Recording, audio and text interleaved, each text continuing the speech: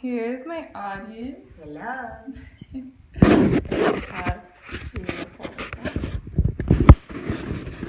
Okay. So ever since the beginning of humanity, it has been known that we are progressive creatures, having made primitive tools, having discovered fire, and coming up with innovative ideas to improve everyday life. Yet with these trillions of advancements, one remains unachieved, and that is producing life itself, making unliving matter into something that is very much alive. Although this seems pretty unlikely the present day, people were saying the same thing 20 or 30 years back about handheld computers, but as we know today, it's pretty common to have what we call a cell phone, so you never know. But this possibility of life, of creating life, is addressed in the novel Frankenstein by Mary Shelley. And there's much more depth to this novel than the common person really attributes to it, because it's much more than just a green monster walking around zombie-like with bolts in his head, having absolutely no emotional capacity. But he can actually be equated more to us, having the ability to reason as well as the desire to be loved. So a fundamental point that is interwoven throughout this novel is that a lack of compassion can have negative results, seen in the outcast's aggressive behavior, as well as, in this specific case, violence. So this salient truth is seen throughout the novel as Frankenstein explores how to create life from unliving matter and the chain of events that occur after his success. And a quick disclaimer is that Frankenstein is actually the name of the scientist and not the creature. A lot of people get that confused. But Victor Frankenstein is the name of the scientist who created this creature. I didn't know. So the execution of Frankenstein's idea of producing life was oriented around the well-being of humanity. He wanted to progress humans' current state. And so his idea was to pour a torrent of light into our dark world, as the book explains. And so he thought to do this, his means of accomplishing this goal was to make death only an option and let basically immortality allow people to avoid the pain that death brought with it, as he himself had experienced whenever his mother died due to scarlet fever. So he wanted to spare people of this emotional trauma of that losing a loved one can cause. And so this way people can avoid death and choose immortality if they want to. So this was an honorable cause, keeping in mind the well-being of humanity. However, it mutated into a disaster. He worked day in and day out, yet whenever he achieved his goal of creating life, he rejects all responsibility, as the book states, and he rejects the creature that he made himself. And this was the beginning of a downward spiral of events that eventually caused the creature, who was once a compassionate, kind creature, going out of his way to serve others, into one seeking violence and revenge. So after Frankenstein's success in creating life, he is indifferent towards it, which is the indirect cause for the creature's pivotal transformation in his character.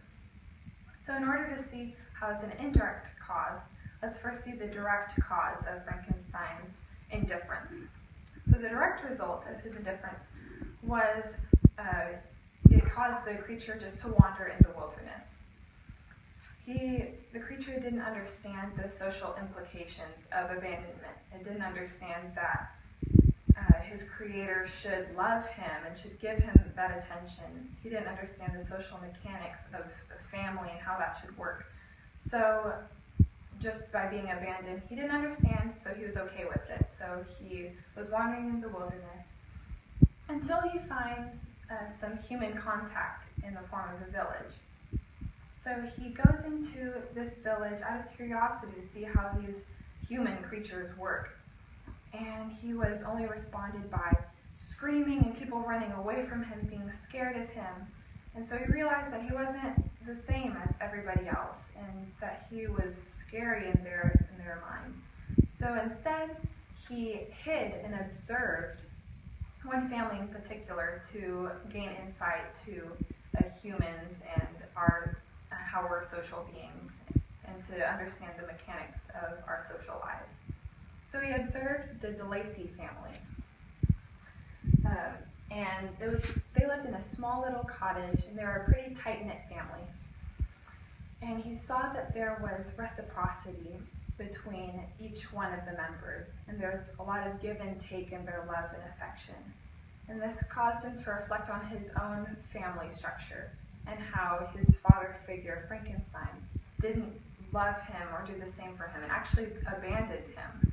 And this was the critical moment when he realized that of his own freakishness and alienation, as David Higgins says. So this point of realization caused him to vow eternal hatred and vengeance to all mankind. So we can see as Frankenstein completely abandons the creature, how this led to a whole series of events that ultimately led to the creature seeking revenge and violence for Frankenstein's indifference. And so the overall message portrayed by the creature's character shift demonstrates the cause and effect relationship between rejection and that individual's state of heart, and it can change it into hatred. So although the plotline of this novel seems a bit unrealistic, there are residual lessons that are not as far-fetched. And the most salient one throughout this novel underlines the importance of kindness. And treating your fellow man with love and kindness is critical. And this is seen in our own society, especially in the consequences in failing to do so, such as racial segregation and all the violence that is associated with that, which you can just turn on the news and there's going to be several stories about that. And one of the most fundamental examples in today are parents' failure to give their kids enough attention, which Martin and McCovey go on to describe. Love to a child who is little helps develop part of their brain that is associated with the feelings of compassion and sympathy. So if they're not given this love, then this part of their brain doesn't develop, and they're unable to feel compassion and sympathy towards things, which that can lead to catastrophic ends. And so this kind of extreme case shows how important it is to show love to not only your kids, not only to different races, but just to your own fellow man, because the negative effects of not doing so can be extremely devastating.